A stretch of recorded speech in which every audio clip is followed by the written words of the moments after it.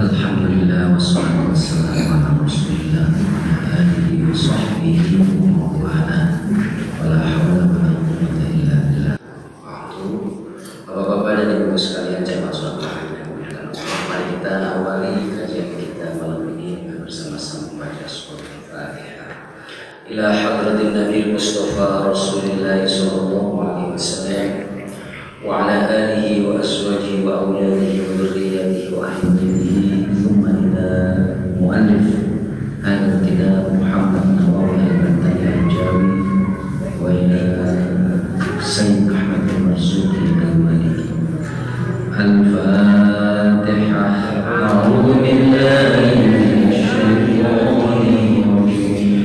Bismillahirrahmanirrahim. Alhamdulillahi rabbil alamin. Ar-Rahmanir Rahim. Maliki yaumiddin. Iyyaka na'budu wa iyyaka nasta'in. Ihdinas siratal mustaqim. Siratal ladzina an'amta 'alaihim ghairil maghdubi 'alaihim waladdallin.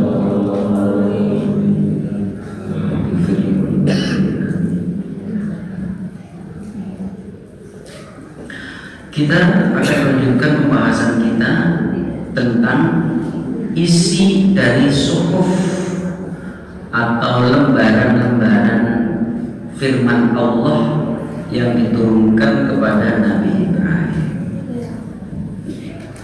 Pada Rabu yang kemarin, Rabu yang lalu, kita sudah membahas tentang bagaimana seharusnya orang yang berakal di dalam mengisi waktu hidupnya 24 jam. Kita singgung sedikit, yakni bahwa seharusnya atau hendaknya seyogianya orang yang memiliki akal yang sehat, akal yang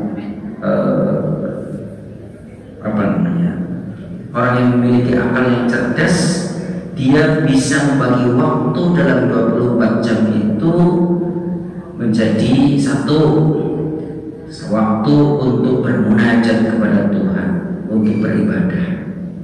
Yang kedua, di dalam 24 jam hendaknya sisihkan waktu untuk bermuhasabah, untuk menghitung, untuk mengintrospeksi, untuk melihat apa yang sudah kita lakukan hari ini.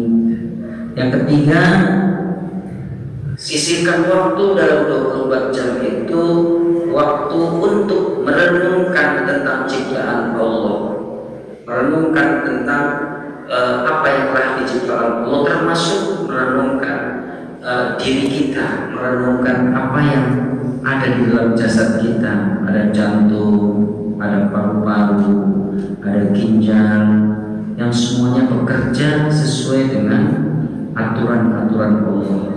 Dan yang keempat adalah hendaknya orang yang berakal menyiapkan waktu, menyisihkan waktu untuk mencari bekal kehidupan dunia, yakni untuk mencari nafkah dan seterusnya.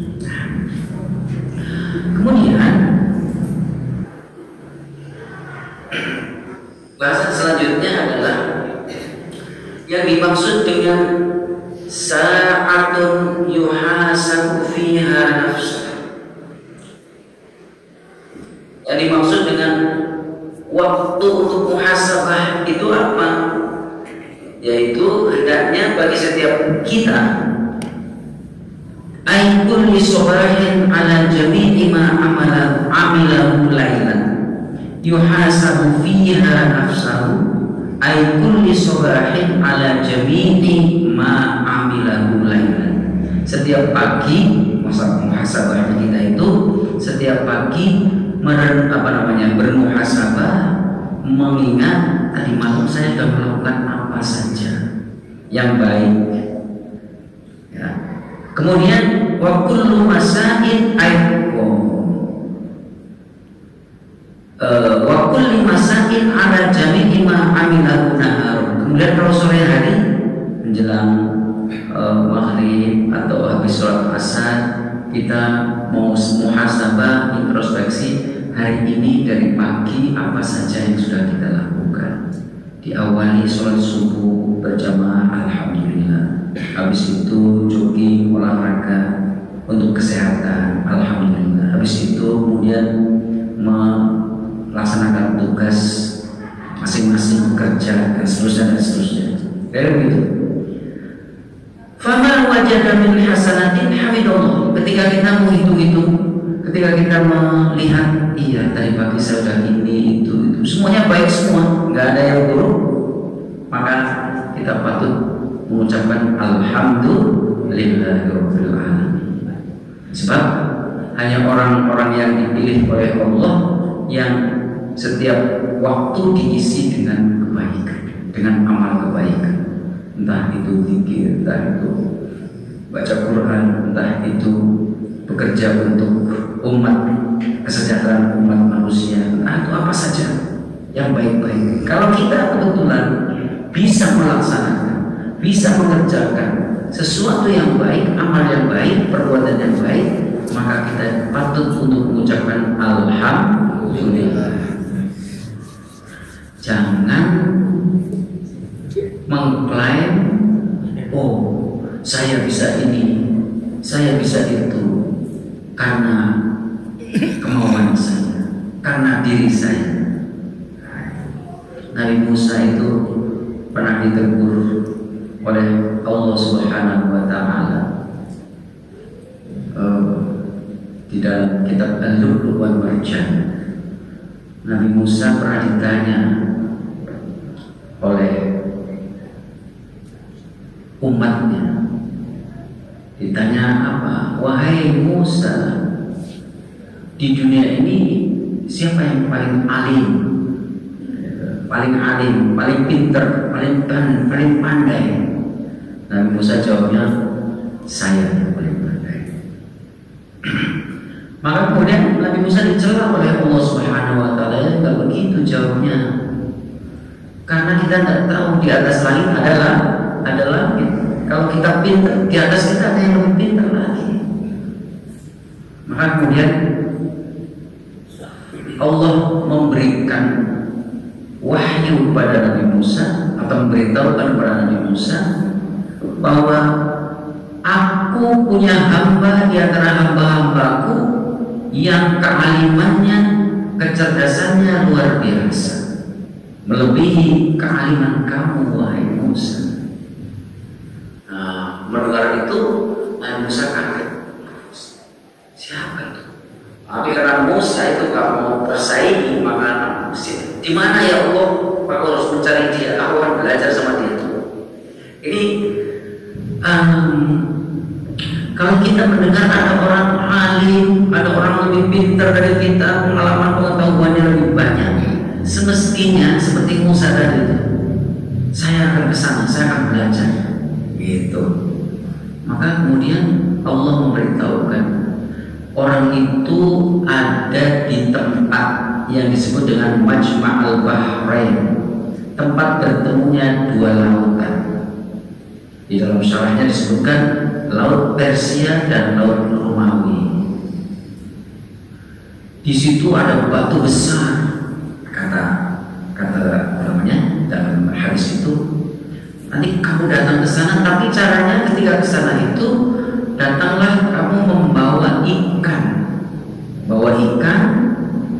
Ini maksudnya ikan ini adalah ikan sudah matang. Ikan untuk apa? Untuk bekal makan di jalan.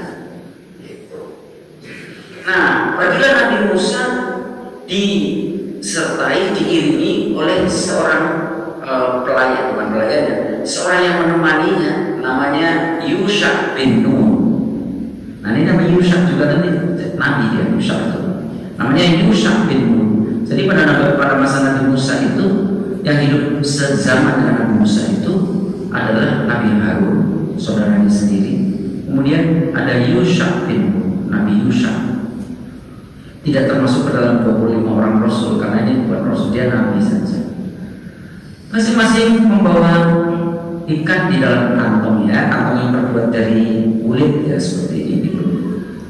Sampailah di Majma'al Bahrain, di dua pertemuannya laut itu, di situ ada batu besar. Karena jalan jauh, perjalanan yang cukup jauh, sampai dilihat batu besar itu, kemudian dia menyenderkan badannya, merebahkan badannya, ternyata ketiduran. Padahal sebenarnya udah nyampe itu. Di situ tempatnya hamba Allah yang disebut lebih alim. Nanti namanya adalah Abul Abbas Baria bin Malkan Al-Khadir, yang kita sering sebut Nabi Khidir.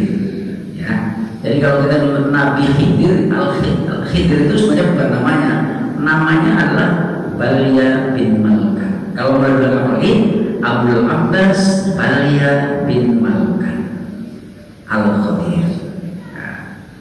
Begitu dia menyandarkan merebahkan badannya di situ, ikan yang ada di kantong yang sebenarnya itu pas dia makan, tiba-tiba itu melompat. Itu dalam Al-Kahfi nanti yang biasa ikut kahfian itu, di dalam Al-Kahfi itu disebut melompat itu ke laut gitu.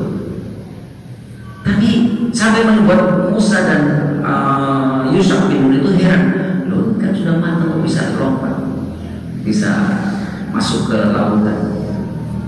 Tapi dia nggak ngeh bahwa lompatnya ikan itu adalah pertanda bahwa disitulah tempatnya hamba Allah yang disebut dengan Abul Abbas Baria bin Malkan atau Nabi Khidir. Begitu tertidur, bangun tidur, kemudian kita lanjutkan perjalanan. Kita masih jauh perjalanan. Begitu sudah berjalan cukup jauh melewati tempat yang dituju itu, lalu Nabi Musa merasa lapar, keluarkan makanannya. Maka pembantunya tadi yang menemani Yusuf tadi kan ikannya lompat. Oh iya ya, itu tempat yang sebenarnya kita cari. Akhirnya balik lagi sampai tiba kembali, kemudian barulah berjumpa dengan yang namanya Baria bin Malkan atau Nabi Khidir. Belajarlah dengan Nabi Khidir, nanti dia diajak naik perahu, belajar jalan-jalan dan sebagainya.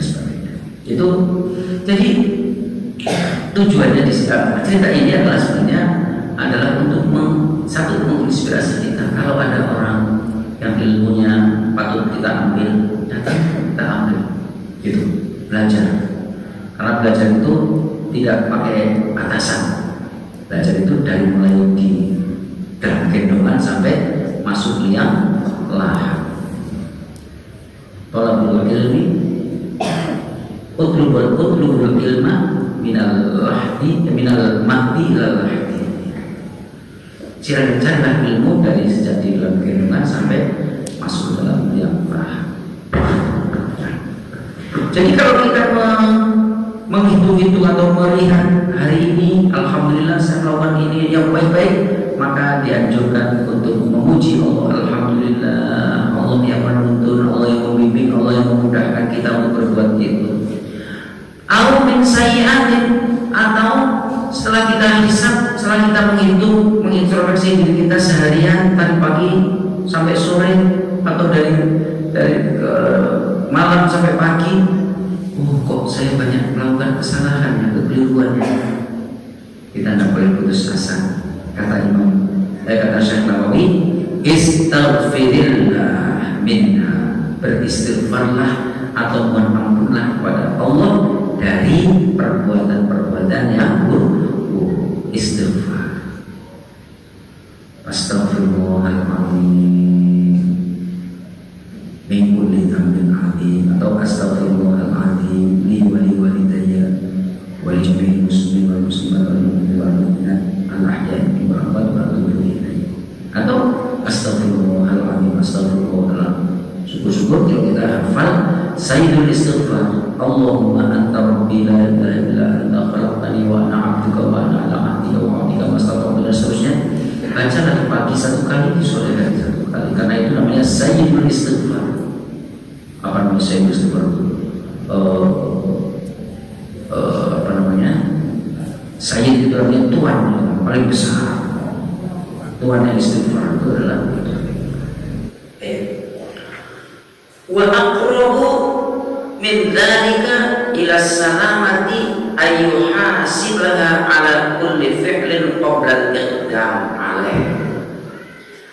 Dan yang lebih mendekati dari itu semua kepada keselamatan itu adalah ayyuhasibah, apabila seseorang menghitung dulu, menghisab dulu, berpikir dulu ala kulli fi'lin qabla al-iqdam, terhadap segala perbuatan yang akan dilakukan sebelum bertindak untuk melakukannya. Yang lebih bagus lagi adalah ketika kita mau melakukan sesuatu, kita pertimbangkan ini baik apa enggak. Kalau enggak, ya kita tinggalkan. Kalau baik, kita lakukan. Itu lebih selamat katanya, kata Syekh Nawawi. Hatta la yatalabbasa bihi illa ba'da ma'rifati hukmillah atau ma'rifati hukmillahi fihi, sehingga kita tidak akan melakukan kecuali setelah mengetahui hukum Allah tentang apa yang kita lakukan itu. Jadi ditimbang dulu, tidak mau melakukannya, benar apa enggak ini, terus hukumnya menurut Allah bagaimana, gitu. Fama kana khairan, maka jika perbuatan itu adalah baik, fa'alahu, maka kerjakan, maka mengerjakannya. Wa ma kana ghairu dzalik, dan apabila atau wa dan apa yang akan kita lakukan itu ternyata ghairu dzalik, bukan yang baik, amsaka anhu, maka kita patut untuk menahan diri dari mengerjakannya. Liyurihal malaikatu minat ta'abi, itu semua semata-mata demi memberikan istirahat, memberikan santai, memberikan waktu yang luang untuk para malaikat minat ta'abi, dari kelelahan. Jadi dirupanya itu malaikat juga bisa lelah kalau yang mengiringi si hamba yang isinya berbuat salah dan jatuh, capek juga nyatetin terus itu. Baru setiap detik, setiap menit melakukan kesalahan. Jadi misalnya kalau ada orang ghibah rame-rame, ada 10 orang kumpul ghibah, itu kan yang nyatet 10 orang tuh. Ini komentar begini, ini capek katanya. Wali anna man hasaba nafsahu fid dunya, yang utama ini. Wali anna, dan bahwasanya, wali anna man, bahwasanya orang yang hasaba, menghisab, menghitung-hitung atau mengintrospeksi nafsahu, dirinya fid dunya, di dunia. Orang yang selalu menghisab dirinya sebelum dihisab oleh Allah, nanti ada hadis. Orang yang rajin memperbaiki, menghisab, mengintrospeksi dirinya di dunia, rajin, hana alaihi adabul akhir, maka ringan baginya adab akhirat. Maksudnya malah nggak pakai adab lagi, ada nikmat, karena sudah begitu melihat kita ada kesalahan, keburukan, kita langsung istighfar, mohon ampun kepada Allah. Habis. Maka orang yang senantiasa menghisab dirinya, menghitung-hitung dirinya, kebaikan-kebaikannya, lalu dia alhamdulillah, menghitung kesalahannya, lalu dia istighfar, maka akan ringan apa yang akan ia hadapi di akhirat sejak masuk alam barzakh. Jadi sebenarnya kan memang kita harus begitu, harus senantiasa menghitung, memperhitungkan atau melihat apa-apa yang kita lakukan. Wa fil hadis, disebutkan di dalam sebuah hadis, ini riwayat ini disebutkan oleh Al-Bajuri, disebutkan hasibu anfusakum qabla an tuhasabu. hasibu, hisablah oleh kalian anfusakum, diri kalian, introspeksilah kalian terhadap diri kalian, qabla an tuhasabu, sebelum kalian dihisab kelak di akhirat. Dzalika al-Bajuri, dzikru dzalika al-Bajuri, yang menentukan itu adalah Imam al-Bajuri. Ya, ibaratnya seorang yang sedang bekerja pada tuannya, setiap hari dia mengecek apa yang sudah tugas apa yang sudah saya kerjakan. Oh, ini belum, kerjakan langsung. Misalnya gitu. Maka dia ditanya oleh tuannya, dia akan mengatakan sudah selesai tuan. Oh, bagus gitu. Wa qala Asy-Syarqawi, dan Imam Asy-Syarqawi pernah berkata, wa kana ba'dhum yuqayyidu harakatihi fi naharihi fi kitabin. Kata Imam Asy-Syarqawi, ada di antara para ulama, orang-orang yang cerdik itu yuqayyidu ay kataba. Yuqayyidu artinya menulis atau mencatat harakati, gerak-geriknya, fi naharihi, di siang hari, fi kitab, ditulis di dalam satu catatan atau satu buku. Dia menulis pagi kan. Kalau kita dulu juga punya buku namanya buku catatan harian, ya kan? Punya catatan harian waktu dulu di SMA. Namanya buku apa? Tapi isinya apa? Bukan catatan keburukan, tapi isinya adalah apa ya yang kita suka. Tulis hari ini saya latihan pramuka. Nah, sekarang nggak punya catatan harian, tapi isinya adalah tadi. Oh, saya tadi pagi melakukan ini, melakukan ini. Semua gerak, bukan hanya gerak badan, gerak tangan, gerak kaki, tapi juga gerak lisan dicatat. Wah, kalau gitu nanti nggak sempat bekerja dong. Ya sudah, nggak usah dicatat, tapi diingat saja. Kalau begini aja, yang paling gampang, nggak usah dicatat. Ketika kita terlanjur melakukan sesuatu yang tidak baik, tidak boleh, langsung astagfirullah. Astagfirullah. Ada sebuah riwayat di dalam Syarh Arba'in Nawawi, namanya Al-Wafi, kitab Al-Wafi, fi Syarh Arba'in Nawawi. Itu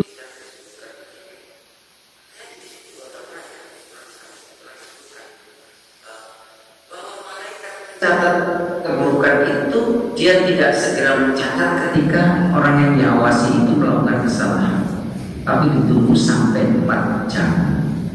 Sampai 4 jam. Sudah ada juga di sini. Udah ada di sini dulu waktu bahas tentang malaikat raqib dan atid. Jadi ditunggu 4 jam. Kalau 4 jam tidak melakukan kebaikan, maka baru dicatat. Tapi kalau begitu sebelum 4 jam mau dia sholat fardu atau sholat sunnah atau dia beristighfar, maka dia jadi dicatat. Fa'idha amsa ja'alahu baina ainihi. Sebagian ulama yang melakukan pembukuan, mencatat setiap gerak-geriknya itu, ketika sore hari dia baca, oh ini isinya begini. Wa hasaba nafsahu ala ma fi, kemudian dia menghisab atau mengintrospeksi dirinya terhadap apa yang sudah dicatat sehari itu. Wa ba'dhum kana yuhasabuha ala khawatirihi fil yawmi wal lailah. Ada lagi yang lebih hebat lagi, sebagian ulama sufi barangkali ya, ulama yang sudah ikatannya dekat dengan Allah, itu tidak hanya menghisab. Kalau menghisab gerakan sudah biasa. Yang dihisab, yang dihitung, yang dicatat itu adalah khawatir. Khawatir itu bisikan hati. Orangnya diam, tapi hatinya itu siapa sih, brengsek banget. Hatinya ngomong begitu. Itu loh, itu juga bisa jadi dosa. Itu namanya ucapan hati, bisikan hati. Itu kalau orang-orang yang ada sebagian ulama yang mencatat itu sampai gerakan hati atau ucapan hati, tidak, jangan sampai diucapkan, jangan sampai muncul. Yang muncul adalah semua kebaikan positif. Nah, itu menurut Syekh Nawawi bahwasanya kita perlu mencatat atau menghisab setiap hari, siang hari, malam hari. Qala Abu Dzar Abu Dzar juga pernah mengatakan, qultu ya Rasulullah, Abu Dzar bertanya kepada Rasulullah, aku pernah bertanya kepada Rasulullah, fama kanat suhuf Musa, fama apa kanat yang ada? Ya. Suhuf Musa, dalam suhufnya Nabi Musa itu ada apa? Qala kanat kulluha ibarat. Kata Nabi, di dalam suhufnya Nabi Musa itu semuanya adalah pelajaran-pelajaran. Dikasih aini wa fathil ba, jamu ibrah bisukunya. Pelajaran atau ibrah, ya, contoh.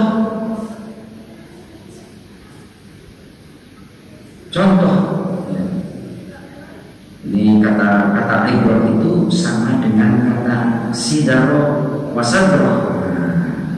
Air mawajid artinya pelajaran atau pitutur. Nah, jadi kata Nabi ketika Abu Dzar bertanya di dalam sunnah Nabi Musa itu isinya apa?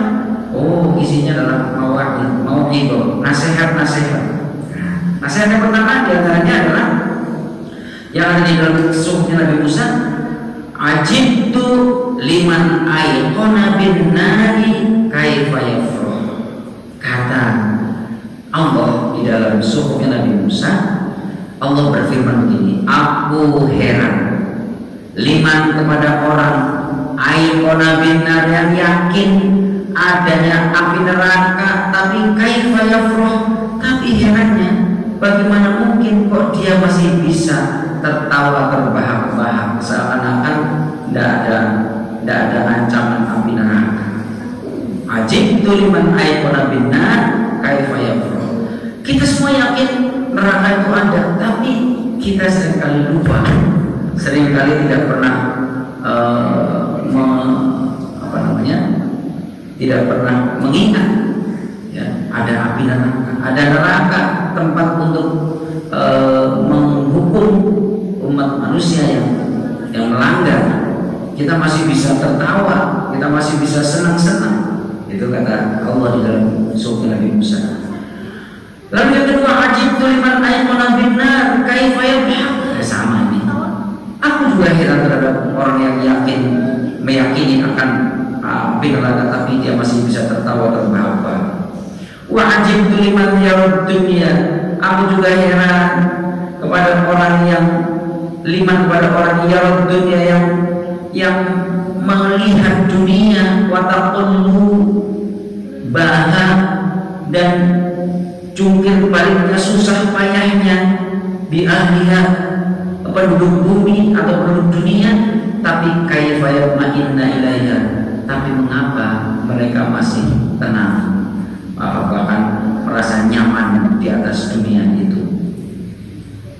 Kita tahu bahwa dunia ini ya isinya permainan, isinya macam-macam, nah, tapi kalau kita masih bisa tenang tinggal di dunia. Nah, itu kata Allah di dalam surat Nabi Musa. Wa ajibtu liman ayqona bil qadar. Allah juga berfirman, aku juga heran liman kepada orang ayqona yang yakin bil qadar, terhadap ketentuan qadar, qadarnya Allah. Tapi kaifa yat'am, tapi mengapa dia masih bersusah payah, berlelah-lelah? Qadarnya Allah, ketentuan Allah itu sudah ditetapkan kepada setiap hamba. Wa fi riwayatin kaifa yaghdab. Dalam riwayat lain, kaifa yaghdab, kenapa mereka masih marah ketika mendapatkan ketentuan Allah seperti ini? Mereka masih marah, masih enggak mau. Lalu yang terakhir, ajibtu liman ayqona bil hisab tsumma la ya'mal. Aku heran kepada orang yang yakin dan meyakini tentang adanya hisab, perhitungan nanti di akhirat, tapi tapi dia tidak mengerjakan sesuatu agar nanti ketika dihisab, dia dihisab dengan mudah. Baik, ini bisa jadi bahan khutbah dulu. Ada berapa itu?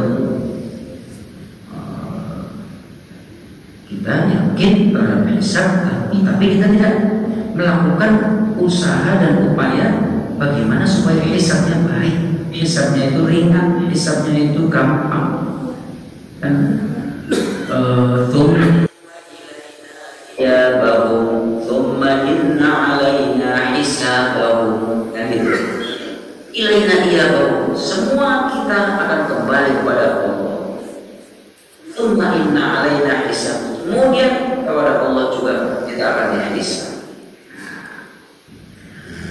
Wa kullu ma ata bihi ar-rasul fa haqquhu taslim wal qabul. Ini berikutnya, syair berikutnya. Wa kullu ma ata, wa kullu, dan setiap ma,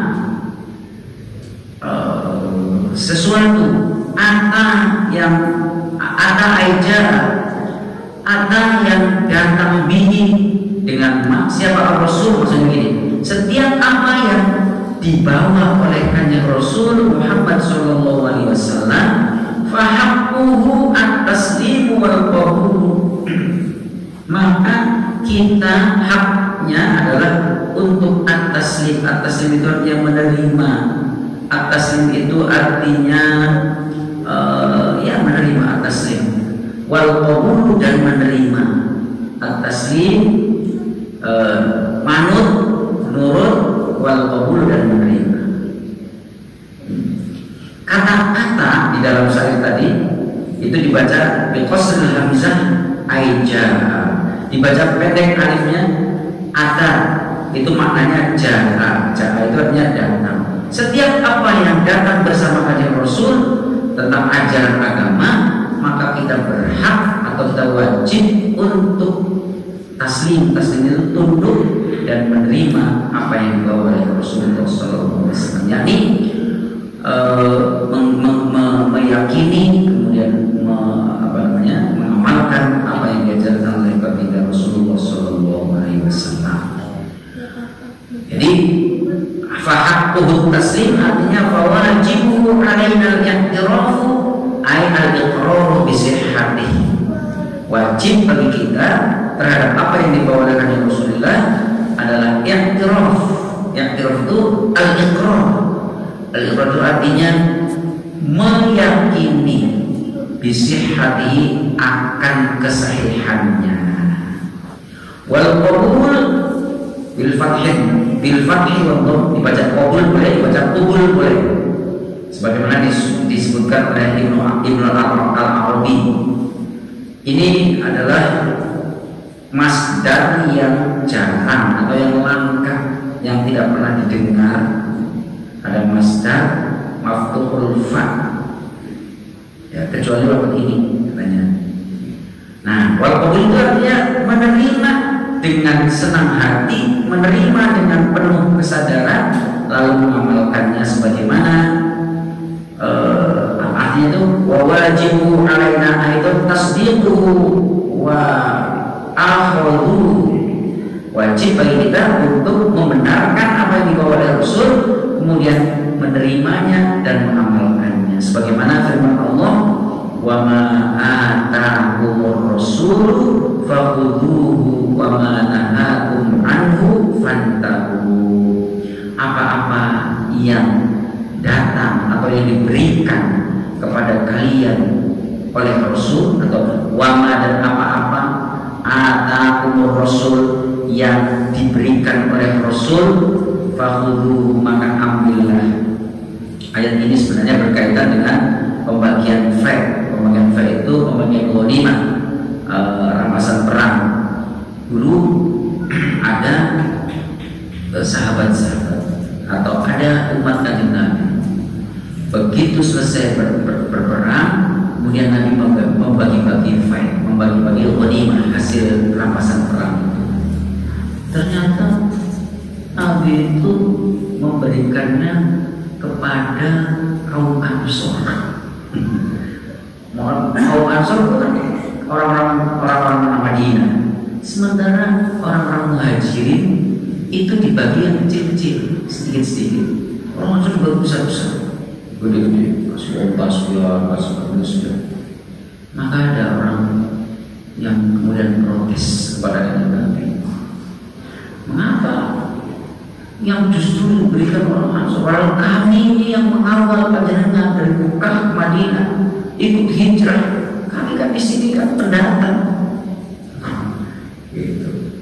Rupanya apa yang dilakukan oleh Nabi itu sebenarnya ada unsur politisnya, ada tujuan di balik itu. Nah, ini yang tidak disadari oleh. Maka pada saat itu Rasulullah kemudian menyampaikan kepada para sahabatnya, sudahlah, apa yang saya putuskan itu pasti yang adil. Kalau saya tidak adil, siapa lagi yang bisa adil di dunia ini? Maka biar Allah mengingatkan kepada kita, wa ma atakumur rasul ay aqtakum fakhudhu, apa yang diberikan Rasul berapapun terima. Wa ma nahakum anhu fantahu, dan apa yang dilarang untuk dikerjakan kepada kalian, fantahu, maka hentikan, maka jangan lakukan. Qala Maud al-Ghamrawi berkaitan dengan waktu lumah tadi itu, kemudian al-Ghamrawi mengatakan wa aujabat tasdiq walil amin, diwajibkan membenarkan, kita diwajibkan, wa aujabat tasdiq, wa aujabat dan wajib, wa aujabat tasdiq, diwajibkan membenarkan lil amini, kepada al amin. Al amin itu nanti adalah sebutan bagi kanjeng Rasulullah sallallahu alaihi wasallam. Maksudnya al ma'mun minal fujur. Nabi itu gelarnya al amin itu sejak masih muda, sejak belum jadi rasul. Diberi gelar oleh orang Mekah, oleh bangsa Quraisy dengan gelar al amin karena tidak pernah berbohong sama sekali. Fi kulli ma ja'a bihi fid din. Jadi wajib membenarkan kepada al-amin, maksudnya kepada Rasulullah, fi kulli ma ja'a bihi, terhadap segala sesuatu yang datang bersama Rasulullah fiddin, berkaitan dengan ajaran agama.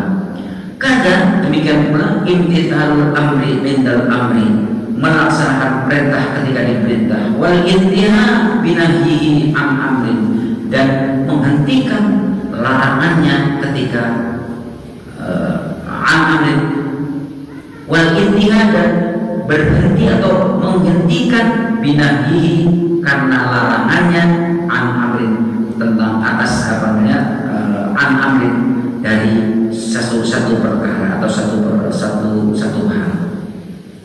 Al-amin wa Rasulullah, yang dimaksud al-amin dalam bait saya tadi adalah Rasul. Wa maknahu al-ma'mun minal fujur. Rasulullah itu dinamai al-amin karena beliau itu terjaga dari sifat bohong, terjaga dari bohong. Jadi Nabi itu tidak pernah berbohong. Summiya bidzalika, dinamai demikian, dinamai al-amin, li'annahu, karena sesungguhnya kanjeng Nabi laisa lahu ghadarun, tidak ada dalam diri kanjeng Nabi ghadarun.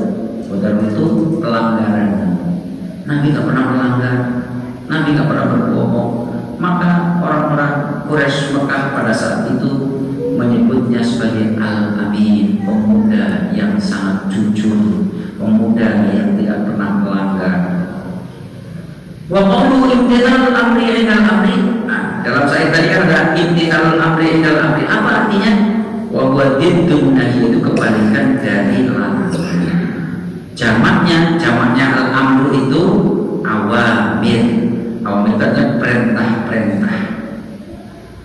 Ini masalah masalah bahasa saja. Jadi sekali lagi, setiap apa yang datang dari kanjeng Rasulullah oleh Allah, oleh kita sebagai orang beriman, kita harus mengimani, menerima, dan pasrah untuk melaksanakannya. Nah, di dalam Al-Quran itu banyak perintah selain tadi wa ma atakumur rasul. Allah juga berfirman begini, ya ayyuhalladzina amanu atiiqullaha wa atiiqur rasul. Hai orang-orang yang beriman, taatlah kepada Allah dan taatlah kepada Rasul. atiiullah wa atiiur rasul. Taatlah kepada Allah dan taatlah kepada Rasul. Ini satu paket. Kalau orang taat kepada Allah, tidak taat kepada Rasul, maka ketaatannya kepada Allah tidak berlaku. Atau dibalik, taat kepada Rasul tapi tidak taat kepada Allah, ini juga tidak boleh. Maka ketaatan itu harus satu paket, taat kepada Allah, taat kepada Rasul. Saya mengapa katakan demikian? Karena sekarang ini atau sudah lama sebenarnya ada orang yang mengingkari sunnah. Ada kelompok orang yang hanya percaya kepada Quran, tidak percaya kepada hadis Nabi. Padahal Quran itu tidak bisa dipahami dengan rinci tanpa bantuan hadis kanjeng Nabi. Coba Al-Quran mengatakan aqimus sholat, dirikanlah sholat. Cara sholatnya bagaimana? Nggak ada di Quran itu. Cara sholatnya seperti apa? Takbir, kemudian baca Fatihah, ruku, i'tidal, sujud, tidak ada dalam Al-Quran. Yang ada dalam hadis Nabi. Jadi sudah dari tahun sekitar tahun 80-an itu sudah ada kelompok yang disebut dengan ingkar sunnah, yang mengingkari sunnah, tidak memakai hadis, hanya memakai Al-Quran. Maka nanti mereka itu kemudian kesulitan sendiri di dalam memahami Al-Quran. Akhirnya karena kesulitan, mereka memahami Al-Quran dengan akalnya, dengan modelnya sendiri, sehingga bertentangan dengan pendapat-pendapat para ulama. Satu lagi ayat dalam surat Al-Imran, qul in kuntum tuhibbunallah fattabi'uni yuhibbukumullah. Kata Allah, katakan wahai Muhammad, kalau kalian umat manusia cinta kepada Allah, maka kalian harus mengikuti aku, katanya. Mengikuti kanjeng Nabi, mengikuti ajaran kanjeng Rasulullah. Kalau kita mencinta Allah dengan cara mengikuti syariat kanjeng Nabi, Allah berjanji yuhibbukumullah, niscaya Allah akan mencintai kalian semua. Wallahu a'lam bishawab.